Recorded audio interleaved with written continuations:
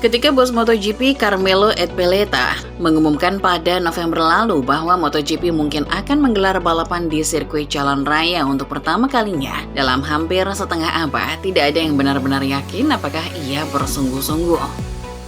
Kini terbukti bahwa ia sungguh serius, karena MotoGP Sports Entertainment Group berencana memindahkan seri MotoGP Australia dari Phillip Island ke sirkuit jalan raya Adelaide. Sirkuit tersebut pernah menjadi tuan rumah ajang Formula One pada era 1980-an dan 1990-an, serta saat ini masih digunakan untuk balap mobil sport. Langkah ini menjadi penanda dimulainya era Liberty, di mana raksasa media asal Amerika tersebut mulai menerapkan visinya pada aset hiburan global baru mereka. Visi utama Liberty sangat jelas, yakni menjadikan MotoGP lebih besar dan lebih menguntungkan, sama seperti kesuksesan yang telah mereka capai di F1. Phillip Island mungkin merupakan satu dari sedikit sirkuit MotoGP tersisa yang mampu memacu adrenalin dengan tata letaknya yang sangat cepat dan berani. Lintasan ini juga memungkinkan terjadinya manuver dan pertarungan yang mustahil terjadi di tempat lain. Namun sirkuit ini ternyata bukanlah tipe lintasan yang sesuai dengan kriteria Liberty. Alasannya adalah karena lokasi sirkuit yang sangat terpencil dan fasilitasnya yang tergolong standar, sehingga hanya mampu menarik perhatian para penggemar fanatik. Selain itu, pulau tersebut secara keseluruhan tidak memiliki infrastruktur yang memadai untuk benar-benar mendukung pertumbuhan acara tersebut. Visi Liberty untuk MotoGP adalah meniru cetak biru yang telah mereka rancang di F1, dan rencana tersebut sebenarnya sangat logis. Gagasan untuk menyelenggarakan balapan Grand Prix di dalam atau di dekat kota-kota besar merupakan langkah yang cerdas. Hal ini bukan semata-mata mengandalkan populasi lokal untuk meramaikan acara, melainkan karena lebih banyak orang yang lebih suka menghabiskan akhir pekan di kota yang hidup, yang penuh dengan bar, restoran, hotel, dan fasilitas lain, dibandingkan harus mendirikan tenda di area perkemahan. Ironisnya, selama beberapa dekade terakhir, Dorna justru menjalankan rencana bisnis yang bertolak belakang dengan menyelenggarakan balapan di lokasi-lokasi yang sangat jauh dari pusat keramaian. Sebagai contoh, Mandalika berjarak sekitar 800 mil dari ibu kota Indonesia. Lalu Termas de Rio Hondo berjarak 750 mil dari ibu kota Argentina. Bahkan, pernah muncul rencana yang kurang masuk akal untuk memindahkan Grand Prix Inggris ke pedesaan Wales.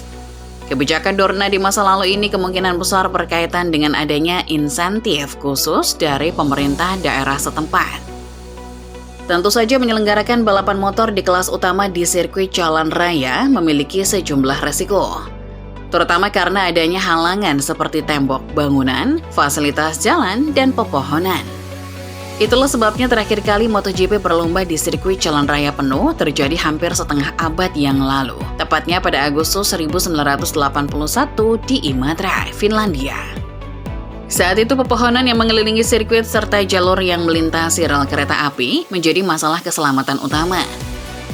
Sirkuit Imatra telah merenggut nyawa pembalap, sama halnya dengan sirkuit jalan raya MotoGP lainnya di masa lalu, seperti Isle of Man TT, Brno, Sachsenring, Spa-Francorchamps di Belgia, Opatija di Yugoslavia, hingga Zandvoort di Irlandia Utara. Rencana awal MotoGP Sports Entertainment Group atau MSEG untuk seri Australia sebenarnya adalah tetap mempertahankan di negara bagian Victoria dengan memindahkannya ke Albert Park di Melbourne yang telah menjadi tuan rumah F1 sejak tahun 1990-an.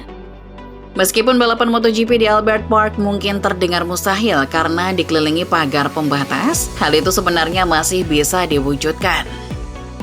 Pagar pembatas tersebut bersifat sementara dan hanya didirikan untuk ajang F1, mengingat lokasi aslinya adalah sebuah taman terbuka yang tidak dipenuhi bangunan. Sayangnya rencana di Albert Park batal terwujud karena pemerintah Victoria menyatakan bahwa mereka tidak bisa membebani warga Melbourne lebih jauh lagi, mengingat ajang F1 saja sudah mengambil alih sebagian wilayah kota selama beberapa bulan. Sirkuit taman di Adelaide justru tampak lebih rumit karena tata letaknya saat ini dikelilingi oleh banyak bangunan. Meskipun lintasannya bisa saja digeser untuk menjauhi bangunan, ruangan yang tersedia sangat terbatas. Diperkirakan hanya sepertiga dari luas area yang ada di Albert Park. Mengingat sirkuit mobil sport di Adelaide saat ini hanya sepanjang 3,3 km dan sirkuit bekas F1 di sana berjarak 3,7 km, muncul kekhawatiran bahwa MotoGP pada akhirnya hanya akan mendapatkan sirkuit jalan raya versi lambat yang mirip dengan sirkuit Peloton Park di Hongaria. Semua dinamika ini memberikan gambaran yang sangat jelas mengenai kemana arah tujuan MotoGP saat ini. Kejuaraan ini sedang bergerak mengikuti jejak yang sama dengan sebagian besar olahraga lainnya, yakni bertransformasi menjadi bisnis berskala raksasa. Proses komersialisasi ini mulai menguat pada era 1980-an, ketika teknologi televisi memungkinkan siaran olahraga langsung dipancarkan ke seluruh dunia. Sepak bola, F1, Olimpiade menjadi pelopor tren ini yang kemudian diikuti oleh cabang olahraga lain. Potensi keuntungan yang bisa diraup dari olahraga global sangatlah fantastis, sehingga sangat naif jika ada anggapan bahwa bisnis besar tidak akan pernah menyentuh MotoGP. Peningkatan antusiasme audiens inilah yang menjadi kunci utama bagi olahraga untuk mendongkrak pendapatan mereka dari berbagai sektor turunan, seperti kerjasama komersial, perhotelan, pernak-pernik resmi, dan sektor lainnya. Mengambil contoh dari kejuaraan kriket di Liga Premier India, nilainya melesat dari 50 juta dolar pada tahun 2009 menjadi 750 juta pound sterling. Peningkatan sebesar 1.400% dalam kurun waktu 17 tahun ini merupakan bentuk pertumbuhan yang sangat sulit ditemukan oleh para investor di sektor lain manapun.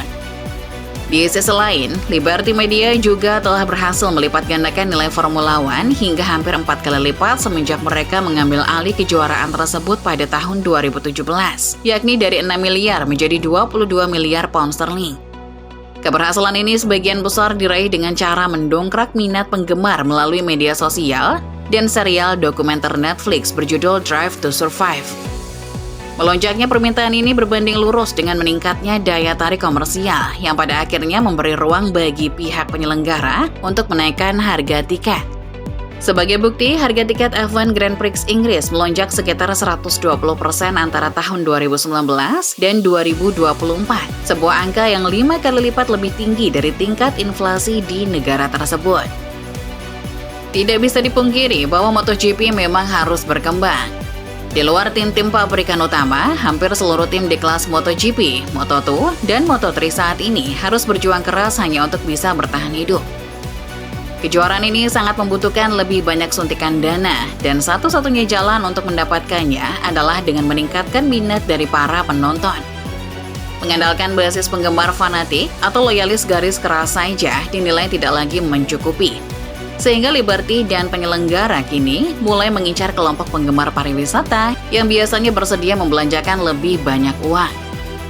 Meskipun demikian, tidak ada jaminan pasti bahwa penyelenggara akan berhasil menarik gelombang penonton baru yang mampu mengubah MotoGP dari olahraga yang hanya diminati kalangan tertentu menjadi sebuah fenomena arus utama.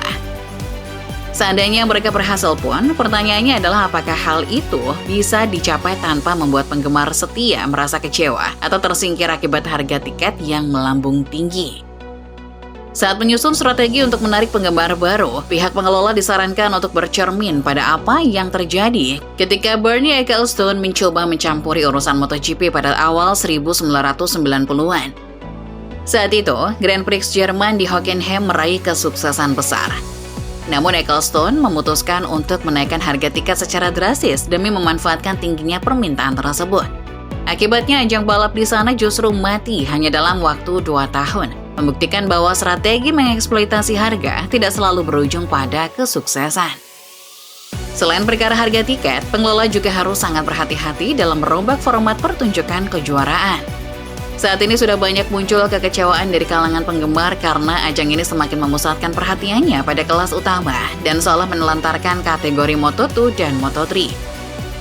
Di samping itu, beberapa penggemar juga menunjukkan penolakan keras terkait wacana masuknya kejuaraan motor Harley-Berger ke dalam jadwal balap, yang mereka anggap sama konyolnya seperti jika F1 memasukkan balapan karavan ke dalam agendanya.